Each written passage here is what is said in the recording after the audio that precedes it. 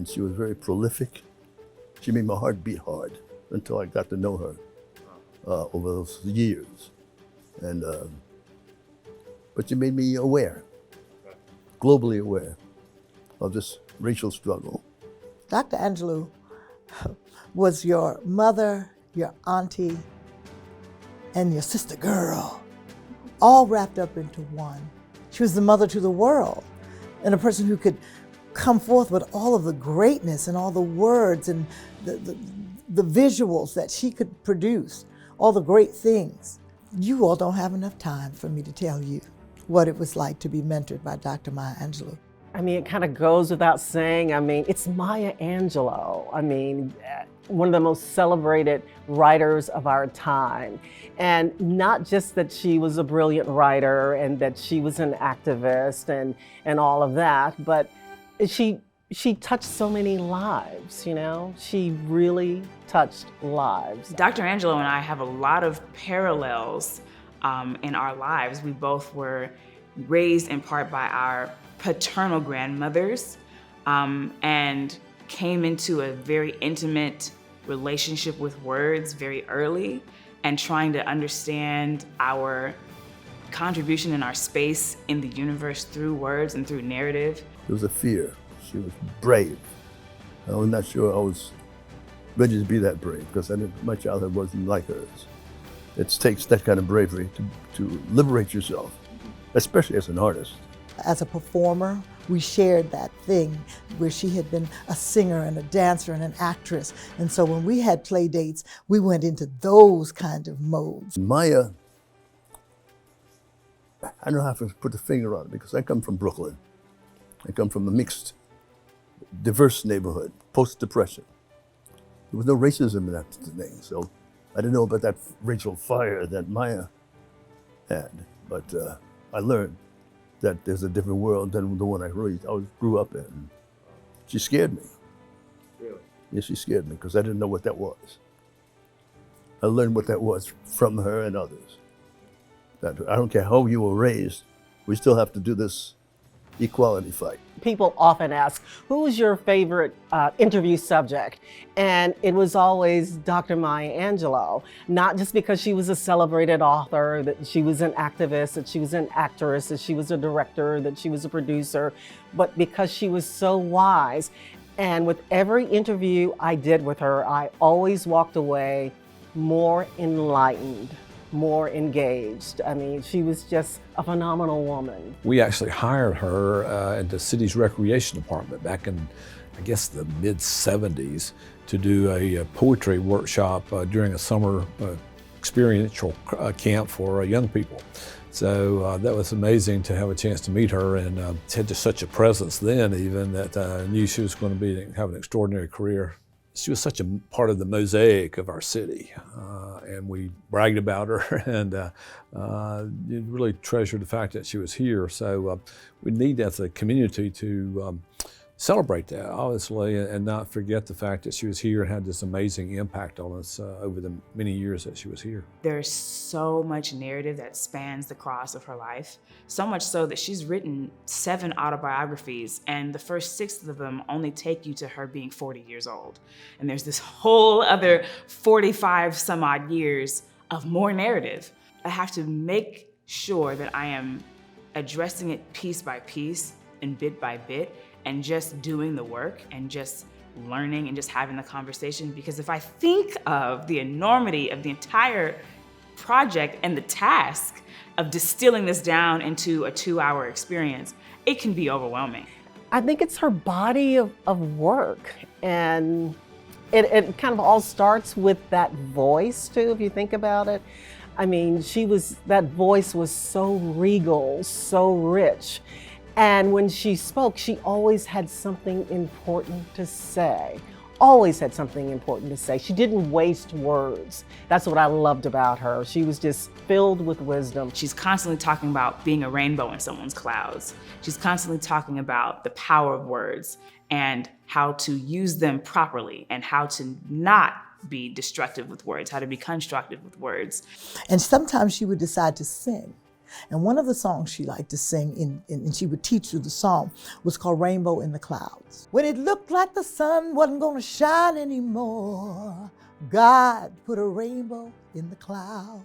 And our job, our place here on the planet is to make sure that we always try to be a rainbow in someone else's cloud.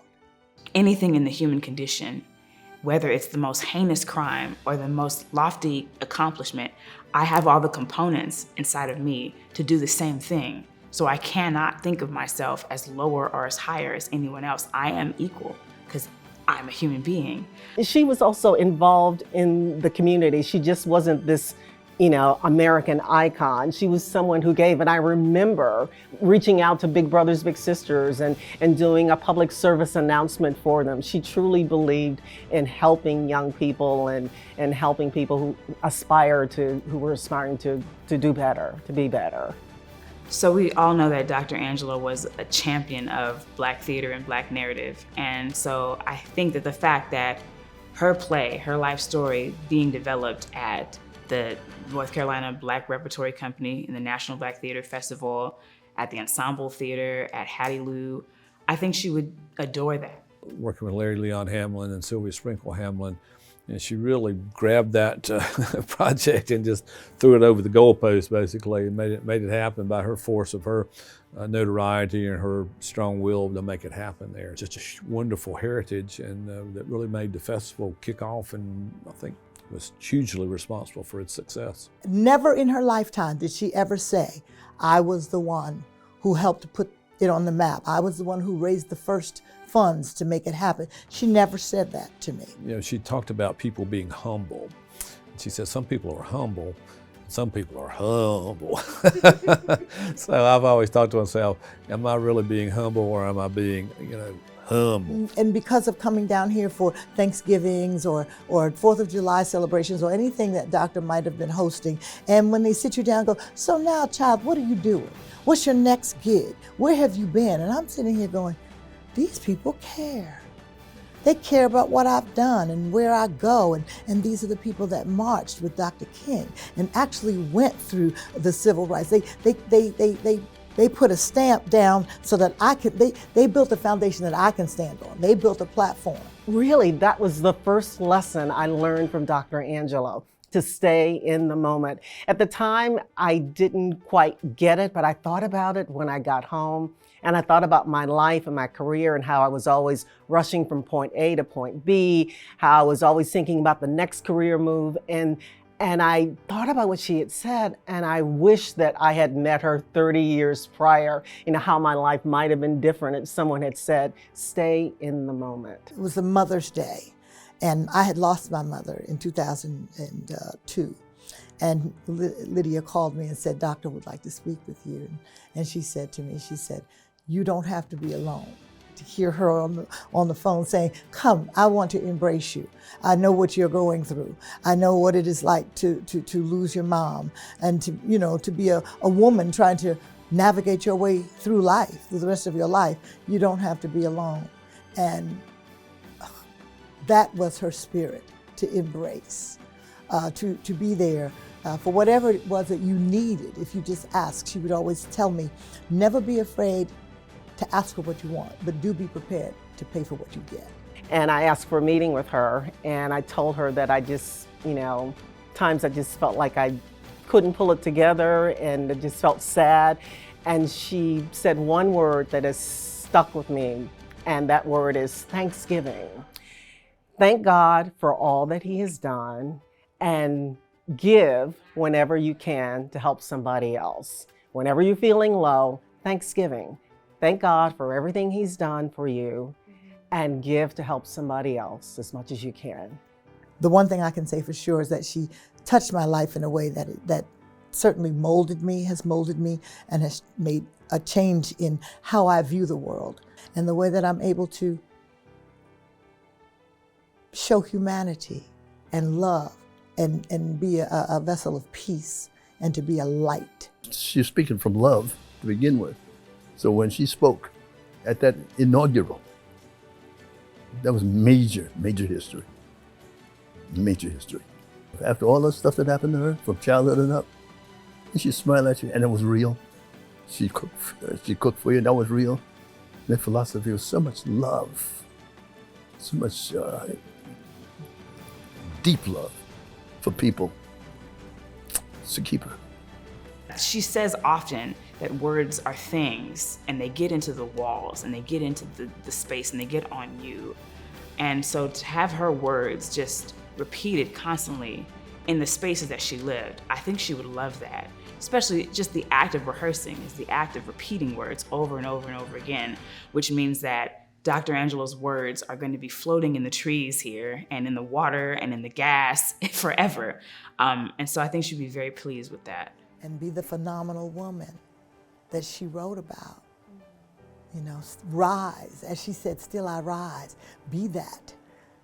Just remember those words and try to be that as best as you can every day.